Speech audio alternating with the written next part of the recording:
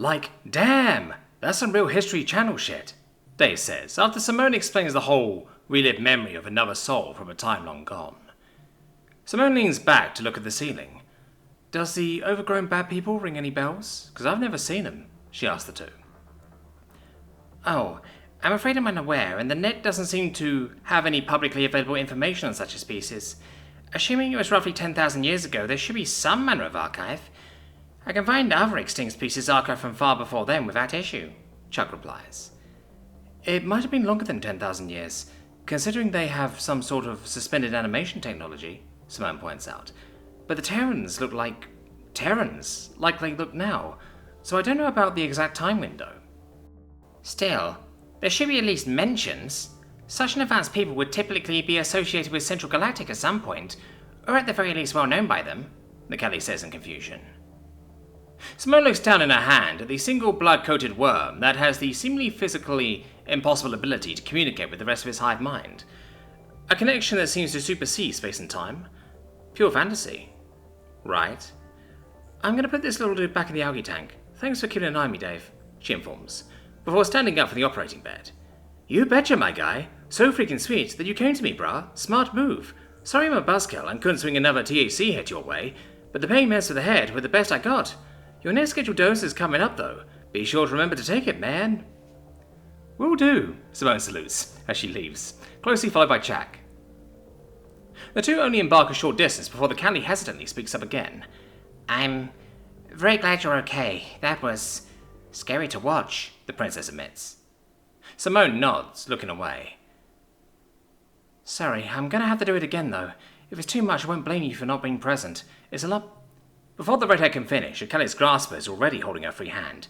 I'll be there. Just, let's please be as cautious and careful as one can be moving forward. I wish to keep the potentially life-threatening surprises to a minimum. Is that agreeable? Chuck asks, squeezing the Terran's paw. You bet, Simone promises. I guess I've been so used to thinking of my own safety as only my concern. But I know better now. It's just a hard mentality to step out of. Good. Thank you, Simone, Chuck responds, as she presses her head briefly against the Terran's shoulder. The two travel the rest of the way to their now shared room. Simone is quick to the tank, reaching in to carefully place the worm back where she had originally discovered it. As she does so, Chuck can't help but curiously walk over to the desk and look over at Simone's progress on her Power Armor's muscular enhancing undersuit. Oh wow, you've done quite a bit of the necessary modifications, she chirps excitedly as she leans in closer. Her eyes explode in brilliant light as her body is cupped by Terrans from behind. Trapped there, she feels the hot, cascading breath of the Deathworlder directly above her. Thick arms slide forward on the desk's surface, creating a sort of cage around the Callie, sealing her fate. Chuck's instincts scream in harshly conflicting emotional messages that forces her legs to stiffen in place, especially as he hears the Terran's maw maneuver to her left ear. It's not finished yet, but it's usable if, you want to give it a test drive, Simone whispers with raspy tenderness. Ow. All right, Chuck whispers back in an excited voice. The Terran's body presses in even more, causing Chuck to gasp in surprise. Simone has never been this physically forward before. Certainly she's made initiative moves in the past, but nothing like this, and Chuck is absolutely loving it. Then how about my warrior princess slips it in, while I move the algae farm into your old room? I'm not the biggest fan of having an audience for free, the Terran proposes, with a sensual brushing of powerful hips. All right, Chuck repeats, her breath catching. I'll be right back then, Simone says, as she frees her fiancé and moves over to the cart. Chuck stood still, watching the Terran take the tank and start to wheel it out through the door. It's not until the door seals shut does she snap into action, scooping up the suit and fitting it on. Thankfully it takes only a few moments, as she doesn't have to bother with the modular plating.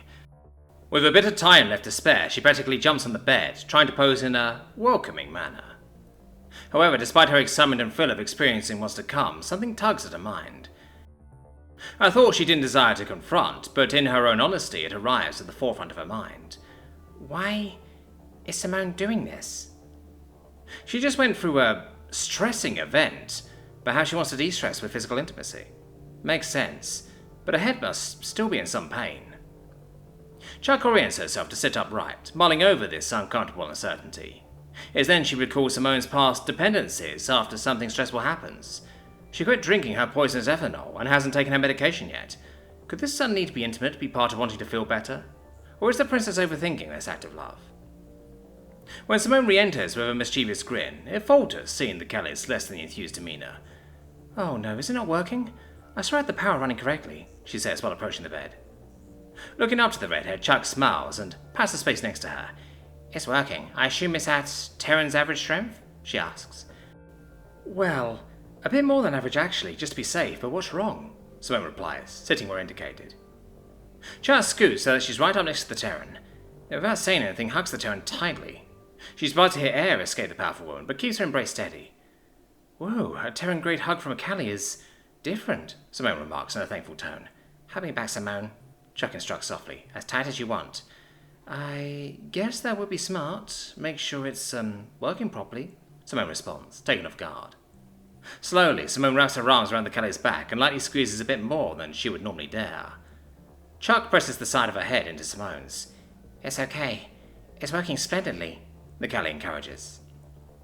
Simone attempts to will herself to give a genuine Terran-grade hug, but a spike of panic interferes. "Probably shouldn't push it, just in case," she mutters to justify her fear.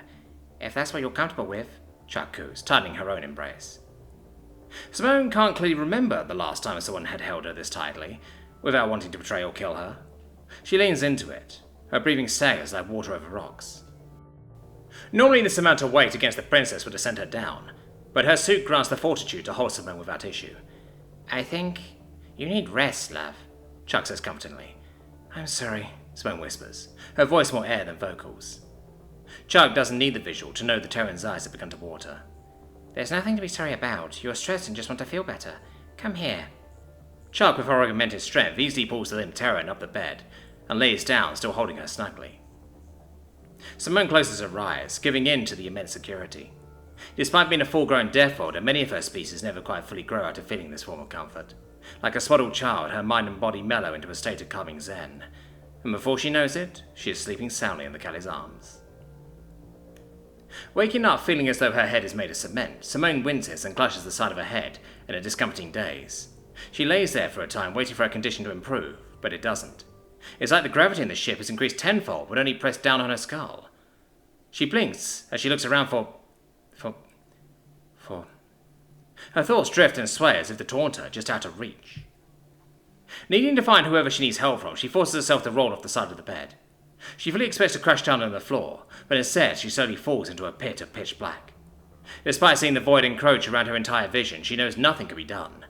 It comes to embrace her, and like Alice following a rabbit, she is compelled to descend into wherever this mysterious place takes her. Suddenly, there's a blinking flash of light. She's in a long metallic hallway of what appears to be a spacecraft, but it's of no vessel like she can recognize. Within the wall's trimming and decal are decadent golden designs. Swirls and spires empower the space with grand authority. Simone steps forward and begins to trek down this strange hallway, and almost immediately she senses distant, incoherent whispers echo off the walls. Voices she knows but can't recognize. The further she goes, the more the babbling ghosts speak to her.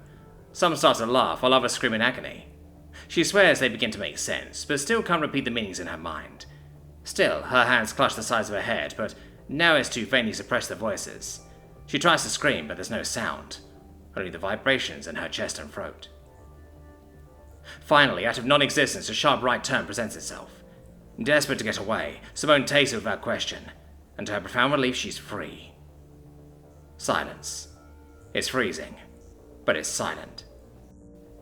She quietly cries overjoyed until she looks straight ahead. A dim, long room with people-sized storage chambers lining the walls, all but two filled. A sourceless light flickers on and off as Simone ventures deeper. It's now she notices free floating scraps of metal, shards of clear material, and globs of both red and purple liquids. There's no gravity in this room, yet she walks on as if there is. She brushes through the weightless debris, not wanting to go back to the torment of the voices. She looks into every chamber, seeing people, but their faces make no sense. They have features, but it's like Simone's ability to register them is turned off. She stops when on either side of her are two chapters blown out and empty. There's more fluids in the air, and for a moment she panics as soft echoes of crying breeze pass her ears. But they thankfully don't return, permitting the turn to push forward more. Reality breaks as she presses on. Still in the chamber room, there is foliage and tree trunks clipping through the metallic walls, but conveniently avoids any and all chambers. She finally has to remove one of her hands from her skull to push away branches that obscure her vision. It's then she sees him. A man standing at the end of the room with his back turned to her. She would be glad for another living person, but not in this case. Cole has a hand outstretched, firmly pressed against the back wall. Remaining in place with purpose, he speaks out loud in a ceremonial chant. A crimson sunrise is expected. May that rising dawn bring a glorious trial, where the proven are the only ones still standing. For the sought-after destiny among the stars requires rebirth from soil and stone. You're dead, someone tries to say, but no words are heard. But it still somehow interrupts the man's words. No one's ever dead until they're forgotten. Cole replies in his thunderous voice. What is this? The Forgotten, Cole replies simply, before removing his hand. He then steps aside, revealing his bloody handprint upon the smooth metal surface. It is set above two others, still reflexively damp and crimson. Simone wants to ask more questions, but is caught off guard when more prints begin bleeding through the metal. 1 by 1, 2 by 2, 3 by 4. More and more bloody Terran handprints appear around the initial 3, until nearly the entire wall is covered, much like the cave wall she knew from the Grad Homeworld. She is so focused on this, she doesn't notice until it's too late that Cole has completely vanished. This concerns her, but something else demands her attention. There is an open space on the wall, barren of any print. It compels her to fill it, to join those who left their mark, to maybe one day be remembered in some small way. Desire fills her heart, and raw instinct impels her hand towards it. It's where she belongs, eventually. Mere centimeters away, the lights fully go out. Regaining herself, she recalls her arm back in, just in time to hear a blood-curdling, high-pitched, animalistic screech from behind her. Spinning around in the darkness, back to where she came from, she sees an illuminated section of the room, as if the light refuses to bounce off anything else. Within it, there was a deceased antlered animal from Earth's past, dead, with several spears protruding out and up like sprouting trees. Simone steps towards it to investigate, but then she catches something that causes her insides to freeze. In the absolute darkness beyond, are a pair of reflecting eyes, red and yellow, burning with predatory rage. They saunter forward with the accompanying sounds of light scratching footsteps. The creature's leg appears onto the light and onto the corpse. Its split feet curl to it like a raptor, and digs its taloned footwear into the flesh for an unyielding grip. Then with no effort, the leg pulls the rest of the creature into view. Dressed in divine white and gold robes of authority, it proudly perches atop the dead animal, their eyes piercing down at Simone with disgust and contempt. What are you? Simone can't help but to attempt to say, voice still mute. Their eyes narrow and twitch in response. In a flash, their bat-like wings unfold and open in a display of zeal and fret. Suddenly, in the pitch black around her, Simone feels violent snatching and hooking. Claws delve into her skin, and unseen limbs coil around every which way. Before she can even resist, she is locked in place. The creature proudly tilts the head up and smirks. This species has potential, it says, but not to Simone. In fact, the voice is completely out of place. It doesn't belong here, or in this time. For real, Simone's eyes open. She knows this because there's a Callie softly breathing in her own slumber right in front of her, face to face with Chuck, in the exact same position as when she was laid down. It seems that despite the nightmare, she didn't move or seemingly scream, although she must have, right? She recalls feeling the vibrations of doing so, unless those weren't hers, and someone else's. A lifelike memory. Fuck, Simone grumbles. Immediately, Chuck's eyes open and spark to life. Oh, morning. You okay? The Callie asks, fully awake. The Terran smiles and sighs. Did you really sleep in that thing? She counter-questions, stretching her shoulders and legs. Yes, it's not terribly uncomfortable, Chuck chirps. I had the weirdest fucking dream, Simone says with a roll of her eyes. Oh? You haven't bashed at all. We even forgot to take your medicine, so I was a little concerned, but you look so peaceful, the princess informs before cuddling closer. Then I shouldn't be surprised, I guess. No meds and a recent worm in the brain was bound to result in fuckery like that. Thanks for, calling my jets yesterday. I thought, that I could make up for what I put you through. And after I was starting to freak out a bit, I thought, yeah, Simone admits, with a bit of guilt spilling through. I understand, but you won't ever owe me that. Though, I must confess, I was really enjoying it, Chuck giggled. Simone laughs out of her nose. Oh yeah, you were, damn little horn dog. It's not my fault that you are so amazing, Chuck replies, looking the Terran in the eyes. The Terran runs her hand down the Calip's thigh, having to press a bit to make up for the suit. I think you are the amazing one, my warrior princess, Simmons says before kissing Chuck deeply. She pulls away, chuckling. Caliph don't kiss, do they? She asks. No, but I know Terrans do, and I like seeing your face when we do it. It's strange, but I'm enjoying it in my own way. Am I not doing it right? Chuck replies, fairly embarrassed. Simone draws her hand back up to cup the size of Chuck's face, gently brushing her thumb on the Calip's freckled skin.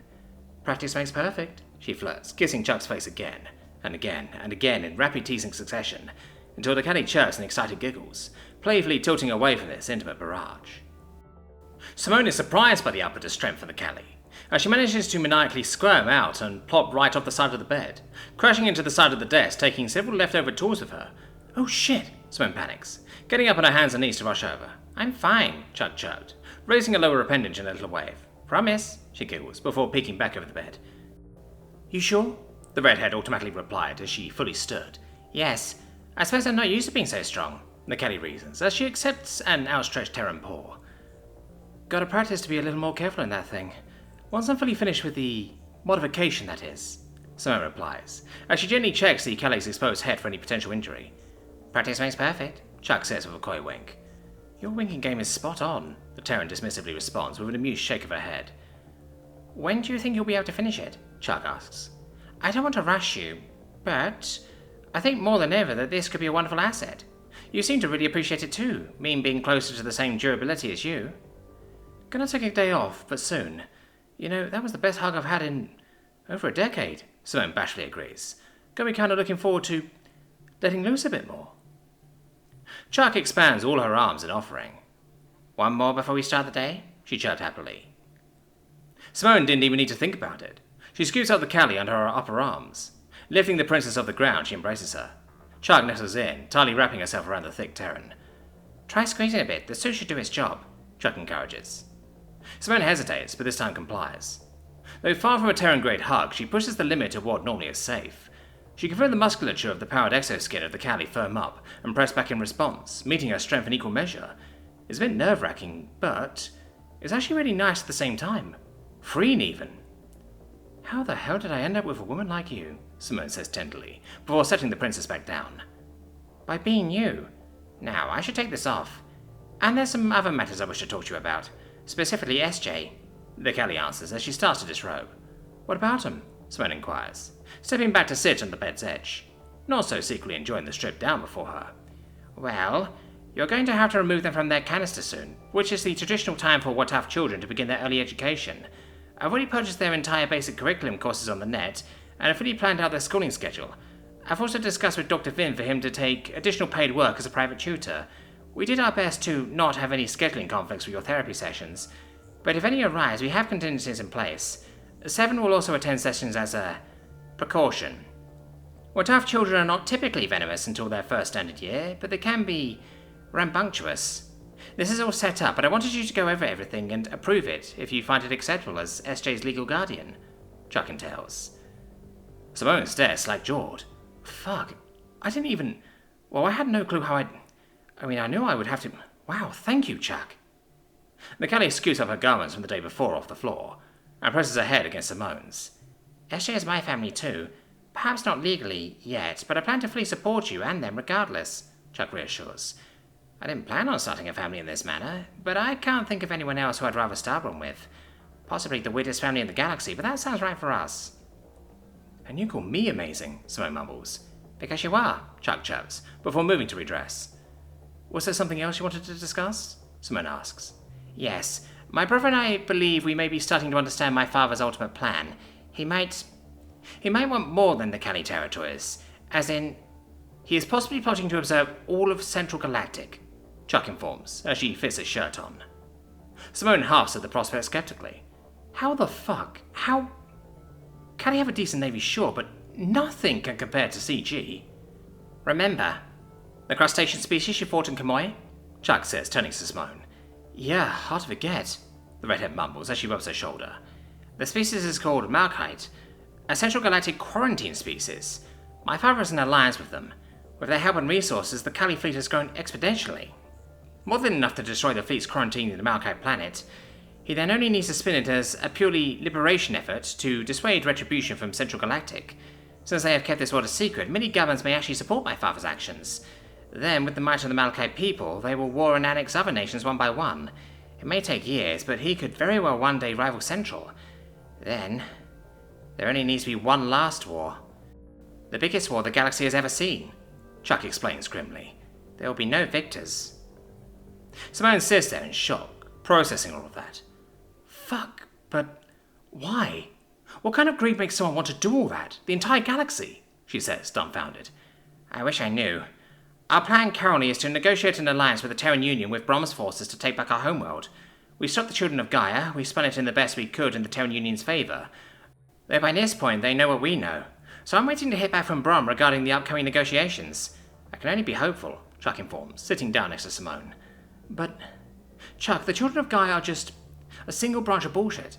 Admiral Harkon, that fuck, is at the top of the insane pyramid, and I don't know how much the Terran government hasn't already been fucked up because of him. And they have access to this even more insane shit in my head. They know shit. I'm planning for it, Simone stammers, feeling dread wash over. Perhaps. But if we ask for aid from anyone else, we may risk my father jump-starting his plan early. Most of us who are even remotely accepting of an alliance are closely tied to Central, and if Central catches wind of what's coming, they will hammer down on the Cali territories with little mercy if Central itself is at stake. My people may no longer exist to any significant degree if that were to come. At best, our government will be stripped and we will have to resort to who knows what to recover as a people. I can't allow that. I have to save them. Terrans are our best option considering your people's history of rising to the stars, Chuck says, looking up at the redhead for understanding. Simone bites her cheek, thinking on how to feel. You know my people's past, how we utterly destroyed our own planet, making it unlivable. We did that. And honestly, we are slowly dying, despite leaving as a consequence. Central Galactic came and evacuated Earth in our time of need, because we couldn't do it ourselves. We only had a few fucking colonies at that time. Chuck nods. The Terran deliverance deal, yes, I'm aware. The Terrans were placed in the largest recorded financial debt in thousands of years, but Central did eventually pardon half of it, she adds.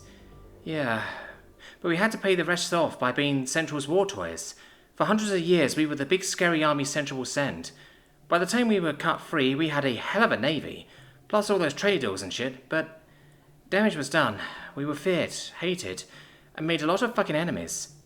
After we weren't backed by Big Daddy Central anymore, we solely inherited the wars, because we were the face of it all.